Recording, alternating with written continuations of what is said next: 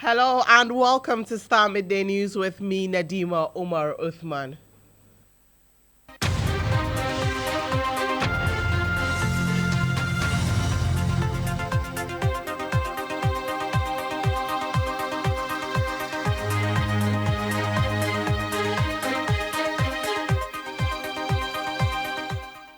Coming up, third-year students of O'Reilly Senior High School remanded into police custody with the first court appearance for killing another student.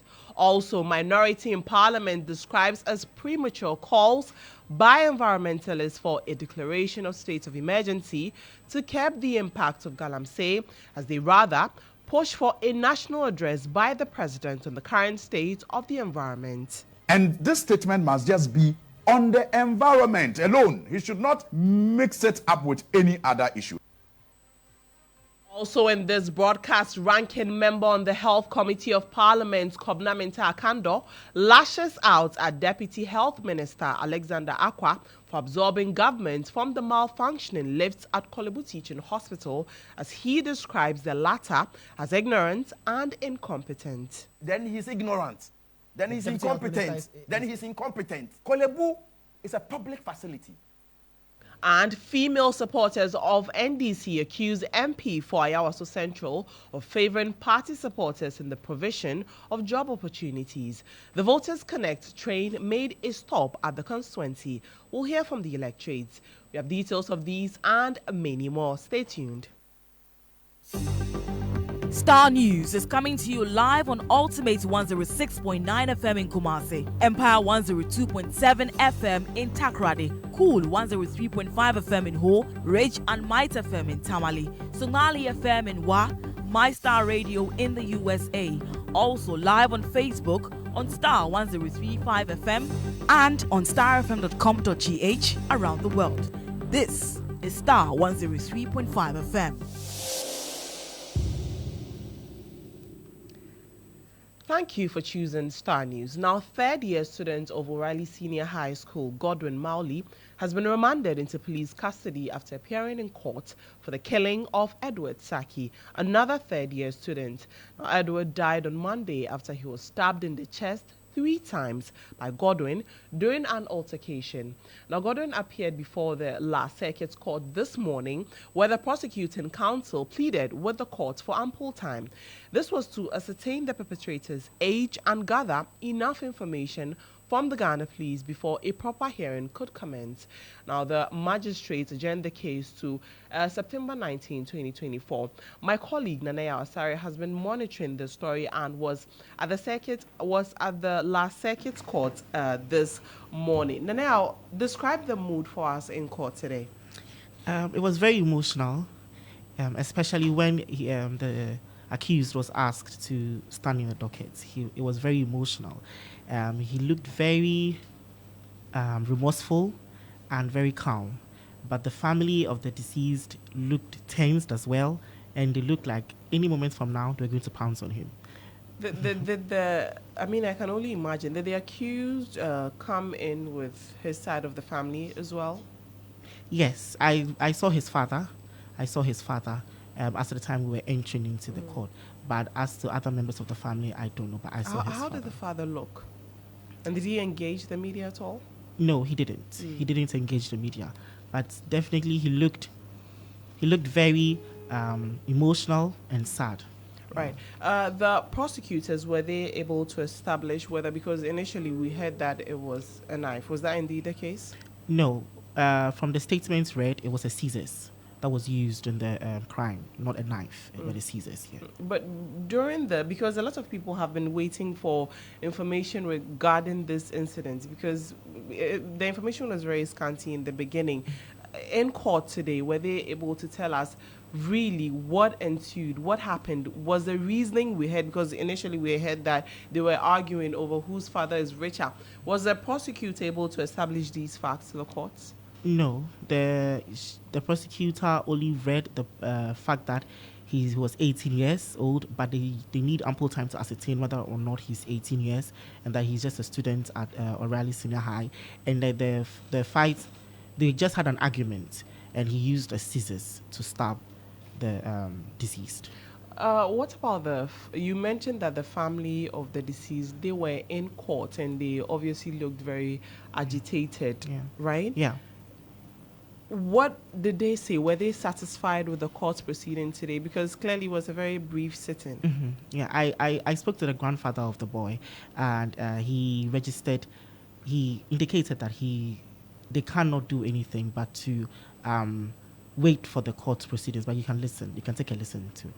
Any only be a second no na class this osi 19 fa e be twen enran so school for no betu ye almost year investigation the 19th the be trans this almost kasa e bia madwen say tie de e be kan sana ayeko nti kan yati e be twa copy 19th 19th no oba den na mo pese mo se ye beti investigation no mbe yen afen so police ni so ye on kan na sem statement no tro yen on kan nti ye ba beti 19th no ti ye hu a ye tie na ye hu a na ye wasem kan na ya kan but ye fi say sana wakunu pa no yen so yen kunu sa ye adwini say yɛnkɔ no nso saa na ho sɛ asama ndo hɔ no sɛ hɔ yɛ da ɔno nso kɔhwɛ na ɔyɛ ho de adwene no de yɛbɛt no nyinaa ne sɛ yɛbɛyɛ de na yɛntie deɛ kɔto no bɛka. Nana, we just heard the grandfather. I mean, from his statements, he spoke in the local dialects, but he's saying that they would love to replicate what was done to their son. Yes. That is quite unfortunate, but some can understand their sentiment. Yeah. The accused, when he appeared in court, how was the police able to handle these the agitating families? After the case was dismissed and we were asked to leave, the police held the accused inside. And the family of the deceased walked out. So when they came out, you realize that they were standing outside waiting for him to come out so they could maybe question him, or I don't know what they were looking at, but they were waiting outside and they were talking in a very loud tone. So the police came out, spoke to them, and one or two managed to calm them down, and then they sat in their cars and left. All right, thank you for those updates. I'm sure we'll have more on this developing story on September 19 when court sits on this. But away from that, minority in parliament has described as premature calls by environmentalists for a declaration of state of emergency to curb the impact of galamsey. They're rather pushing for a national address by President Akufo-Addo on the current state of the environment. Speaking on the Breakfast Review segment of J Today, Member of Parliament for Tamale North Constituency, Al-Hassan Suhini, said a state of emergency can only be declared after the president has addressed the nation. When you look at, the level of destruction of the environment and the complicity of those who are supposed to be fighting it, we think as a committee that it has become necessary for the president to address the nation, if for nothing at all, on the state of our environment. We deserve to hear a statement on the state of our environment, because remember, our environment is directly linked to our survival. The nature of the environment determines the quality of our life. I dare say that today, the threat to our environment can be equated to the threats to our survival that COVID posed. I have heard some people say he should declare a state of emergency. That, in my view, is putting the horse or the cart before the horse.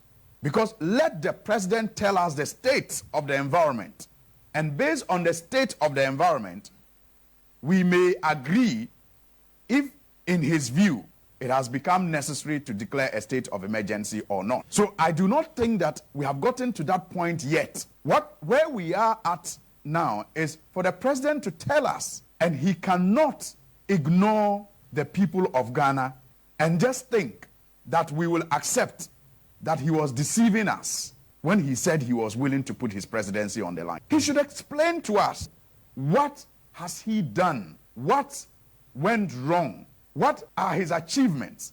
What are his failures? What can we do? He must, and this statement must just be on the environment alone. He should not mix it up with any other issue. But member of the NPP communications team, Enoch Ifuakwa, insists that the president has outlined several measures to address galamsey already.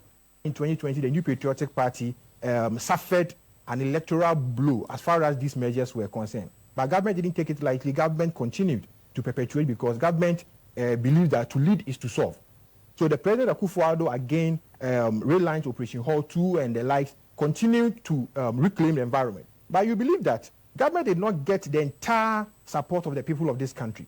In terms of political support, government, in terms of political support in the fight against illegal mining or regularization of illegal mining in Ghana, I can say with all sincerity and in all authority that in the Fourth Republic, it is President Akufo-Addo who has demonstrated the highest form of political will in the fight against illegal mining. But is that not to say that we are still back at where we started because our water levels have gone bad again? So in that case, is it not then justified that all these measures you talked about have not yielded the desired results? It has yielded some level of result.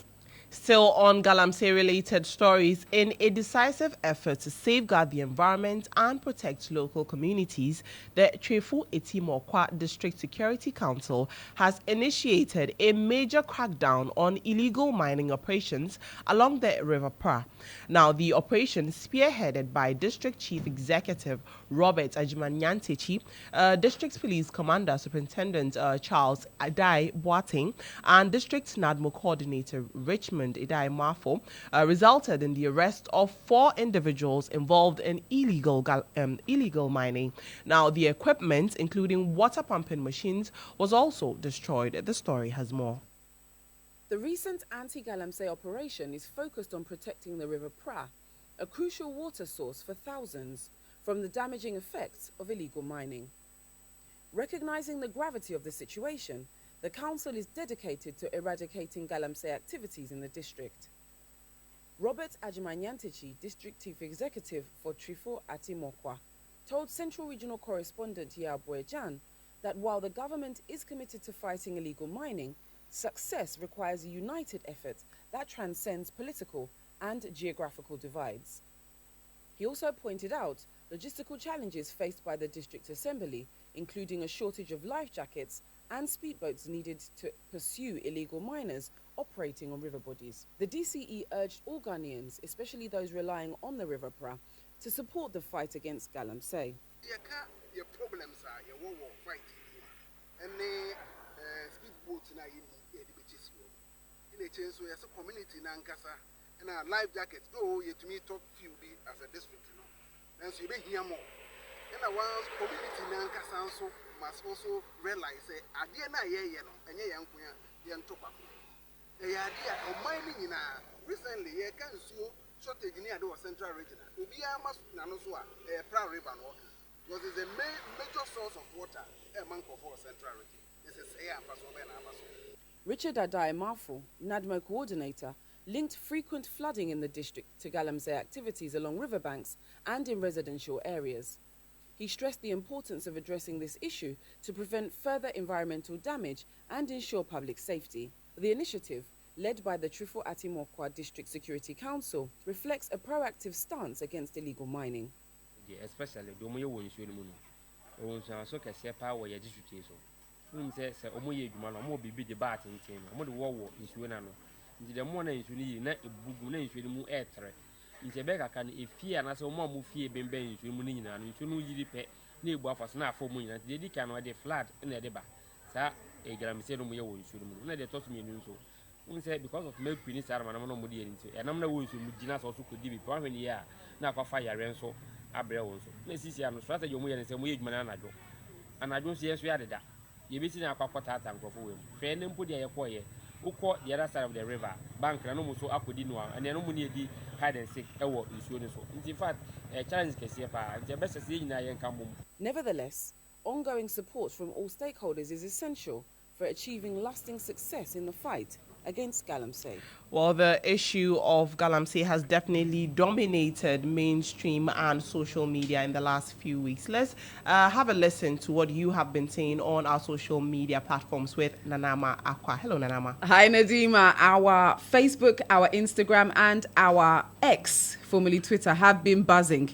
So we wanted to know whether you think it's necessary for the president to call for a state of emergency due to the issues with Galamsey. When we look at Facebook, we have Ajwa who says these mined lands need almost 5 years to heal. Something must really be done about this mining thing. Then Sammy adds it's more than necessary. Otherwise, military intervention is the best alternative. We have Junior who says it's long overdue because aside the rivers being destroyed, the farmlands have not been spared. Maybe he's a farmer.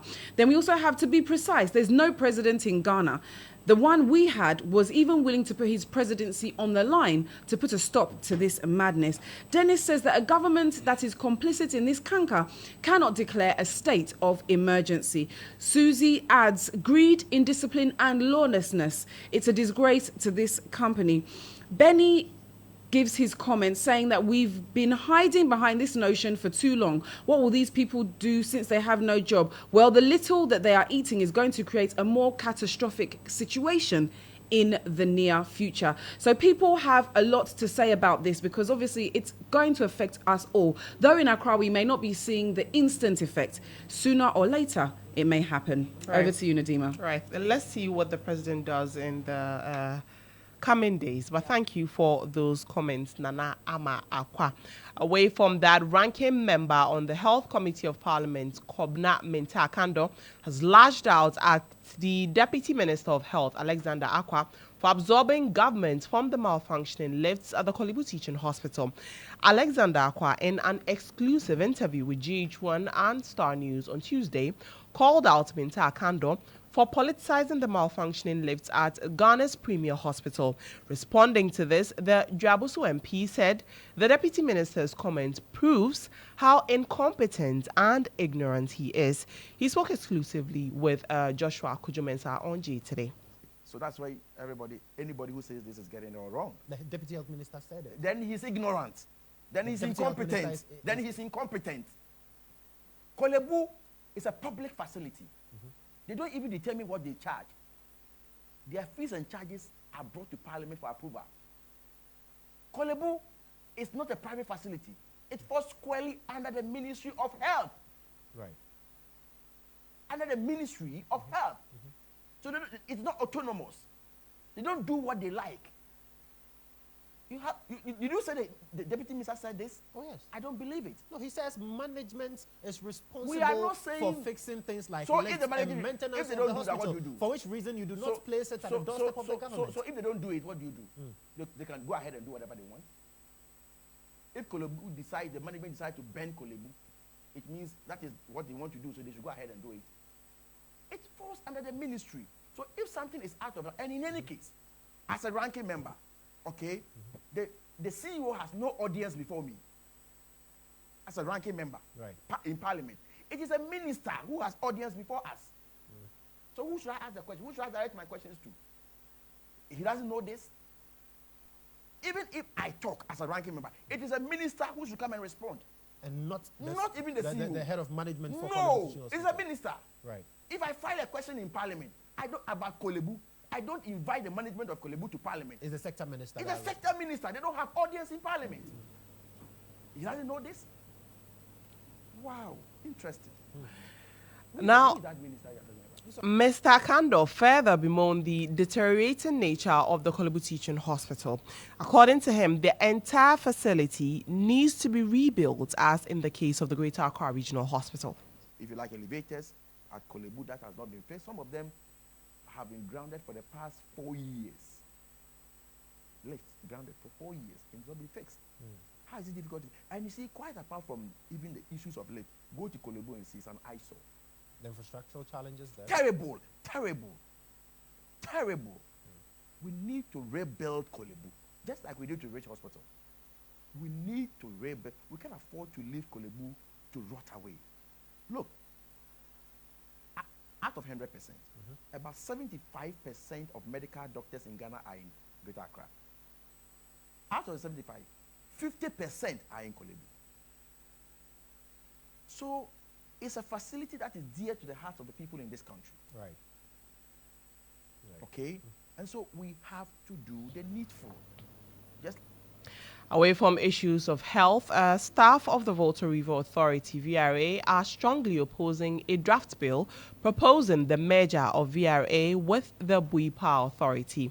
Now, the proposal will see the consolidation of the Electricity Company of Ghana with the Northern Electricity Distribution Company, that is NEDCO, and the creation of an independent thermal power authority from VRA's thermal plants if passed. But reports circulating in the media suggest that staff insist Volta River Authority was built for the people and not the highest bidder. Ranking member on the Mines and Energy Committee, Edward Bauer, has been reacting to this development. All the various state institutions under the energy sector were established by law. And so, for example, you want to make ECG with NEDCO. It is important that you do some consultation. Two, if you take the dams that govern the hydro project, there are communities that are involved. It is only fair to do some consultations in those areas. You need to consult, for example, CHOs. You need to consult with the experts. And when these consultations are done, it then underpins your policy that you will take as part of the memorandum that is brought to Parliament, for Parliament to then consider the various provisions within the agreement. How justifiable is it for the workers to reject this particular measure? See, so the issue is not about whether there is justifiability or not. That's not the point. The point is that as part of changing laws and then reorganizing, look, there's nothing wrong with the state deciding that they want to realign and to restructure, whether they are operative or they are regulatory agencies within the energy sector. It is within the right of the state to do that. I believe that one of the things that has triggered off these reactions from these people is the fact that they have not been consulted. And so how then do you expect people to really align with you in situations like this? Definitely they'll react. That was the ranking member on the Mines and Energy Committee of Parliament, Edward Barr.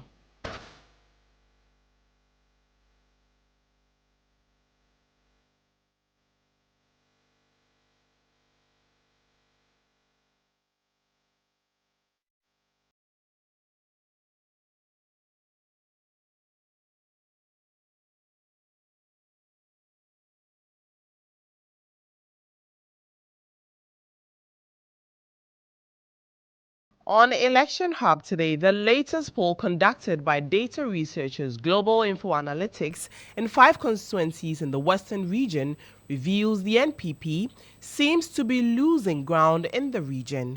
3% of NPP voters in the Takrade, Sekendi, Ifia, Iskado Ketang, and Kwesimintim constituencies said they would vote for the opposition NDC's John Dramani Mahama, with only 1% of NDC voters opting to vote for Dr. Mahmoud Bawumia. However, among floating voters who form the majority in the constituencies, John Dramani Mahama is the popular choice with 63%, followed by Dr. Mahmoud Bawumia with 14%. Additionally, 30% of voters believe the NDC's manifesto is more credible and achievable, as against 22% of voters who think it is NPP's. Now, voters say the current economic condition will influence their choice of candidate.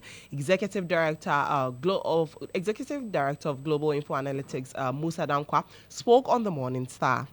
We've been focusing our survey or polls recently on certain critical constituencies, and these are the stronghold of NPP in the Western region, within the SDMA. And we had to poll those areas to see what is happening in the heartland of the NPP in the Western region. We've had earlier data from our national tracking pool, which was pointing out to potential problems, but the samples were not good enough for us to draw a conclusion that, yes, it would be the case. So we decided to single them out and go back there with massive sampling numbers. 30% of the respondents said that NDC manifesto is more credible and achievable. For the NPP, it's 22%, and 3% is for Movement for C manifesto along Samartin's plan. And a whopping 45% have no opinion. So overall, you can see that majority of voters don't have opinion at the manifesto that these parties have released. But but then the numbers differ from one area to the other. But Dr. Bamia says he's just the driver's mate and should not be blamed for the current economic crisis. And you were asking people whether or not they agree with this assertion. What did you find out on that score? Only 16% of them agree, 65% disagree, and then 29% did not have an opinion. So it tells you that Bawumia is at odds with the voters in the Western as far as this party is concerned. And these are MPP strongholds. Yes. Let's shift our attention to the NPP as the Ghana Institute of Freight Forwarders have appealed to the flag bearer of the governing NPP, Dr. Mahmoud Bawumia, to convince the President Akufo-Addo, to hasten slowly in assenting to the new Shippers Authority Act. According to the Institute, if the new act is brought into force, it will further create problems for the space. Eddie Akong is the immediate past president of the Institute, and he spoke at a stakeholders engagement with the NPP flag bearer in Tema Central. There are too many issues there. That is only going to add to the cost of doing business. We don't want to go back. We want to go forward. So this one, so please, we want you have the ears of the president, so we want you to tell the president he should still hold on to accepting to that law until we finish pointing out all the issues with the law, and then we can go back. Of course, we require the law also to take care of things like the issues we have with the shipping lines and all these fees and charges. And so we pray that you let the president hold on to accepting to this law. Let's now engage my colleague Musa Lanta, who is covering the NPP flag bearers campaign in Tema. Hello, Musa. What other concerns? Musa? Yes, Nadima. Right. I'm asking what other concerns have been raised by the electorate in the area. Well, one of the concerns that came up had to do with the Tema Central Municipal Education Office, where they claim they do not have an office to operate from. That currently they operate from a market share. And to that, he responded, the flag bearer of the MPP, Dr. Mahmoud Bawumia, responded that he was shocked that that area did not have an education office. And for starters, he was going to give them 1,000 bags of cement to start putting up a structure to house them to operate from. And so he also brought together some other things he's been saying. And one of the things he raised has to do with people's concerns that he seems to be ditching the economy and then focusing on digitalization. And he was saying that to have a proper economy, you have to formalize your economy, and that has to do with the digitalization agenda he's pursuing. And for that, when that is all done, you can have an economy that is strong enough to take the shocks that come in. And so he's touring Tema Central, Tema East, and then Tema West constituencies. Right. So grateful for those updates. Musa Lanta is our man following the flag bearer of the NPP on the campaign trail in Tema. Now to EIB election flagship program, Voters Connect. Female supporters of the NDC have accused the NP for Ayawaso Central of favoring party supporters in the provision of avenues for employment.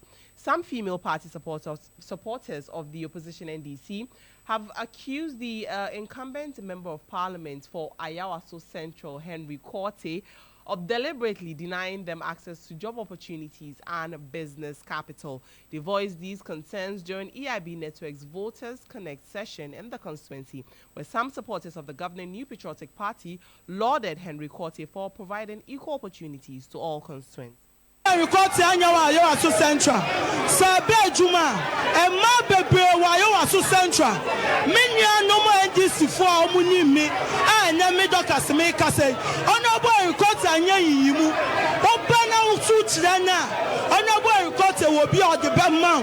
Ono boy Korte pen obesisa the dynamics of politics wa Ayawaso Central. Ono no kasu ko wa de ko mo bia bejibi. Jisa by for bape ana nanin so ni Honorable Henry Korte aye. I say Henry Korte amamu ejuma bebre onye yiyimu e no kre o se NDC po nyina akra mu nya ejuma ni bu na say because I nya no character me a graduate o na so me nya ejuma anya it o ka say Honorable Henry Korte e ma ko fo ejuma me so Bring you the full clip of this interview or this session on Starr Today. Let's do sports now with Christian Kobi Kwashi, who joins us with the very latest in the world of sports, including the Black Stars coming up later today. Hello, Christian. Now, the Blasters of Ghana are gearing up to kick off their quest to qualify for the 2025 Africa Cup of Nations with a highly anticipated clash against Angola.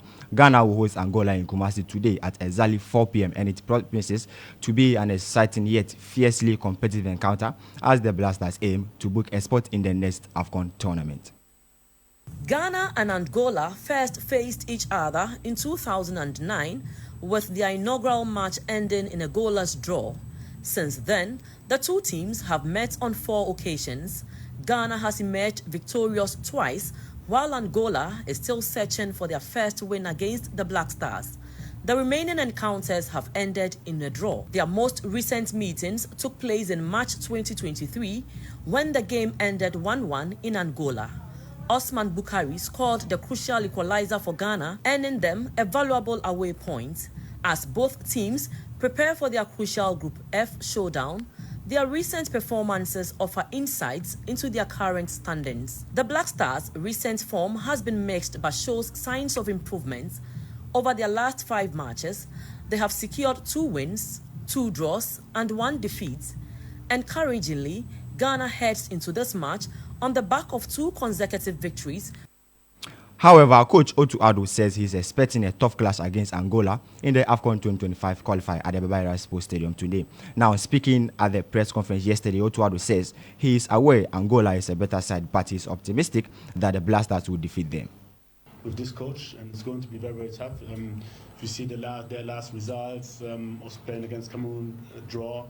They lost only by 1 goal to Nigeria, 1 goal to Morocco. Then you can see what quality this team have. They have players like, Zito playing Cagliari in Serie A. They have Dupe in Portuguese league. They have a lot of players in the Portuguese league. Obviously with the connection from Angola. They have Freddy. They have Manuel Benson playing in the championship. They have Nteka playing in Rayo Vallecano in La Liga.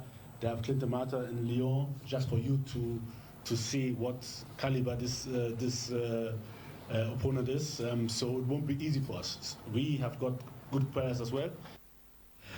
Now, that should be it for sports. Back to you, Nadima. Thank you for those updates, Christian. Now, before we go, residents of Nima and Accra can finally breathe a sigh of relief as the perennial water shortage that has plagued the community for a long time is temporarily alleviated.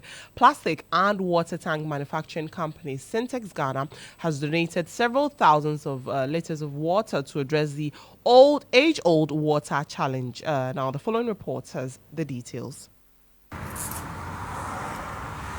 The perennial water shortage in Accra Nima has been a persistent nightmare that has caused sleepless nights for residents. Countless calls to authorities about the situation in anticipation of a permanent solution to the problem have yielded no positive results. Several people, women especially, continue to trek to neighboring communities to access the precious commodity. To mitigate this problem, plastic and water tank manufacturing company Syntex Ghana has come through with several thousand liters of water to give respite to members of the community.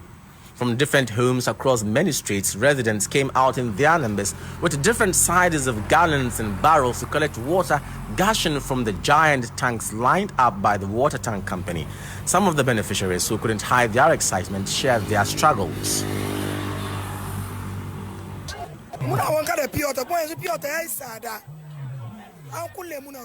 We don't have water, so we have resorted to bathing with sachet water.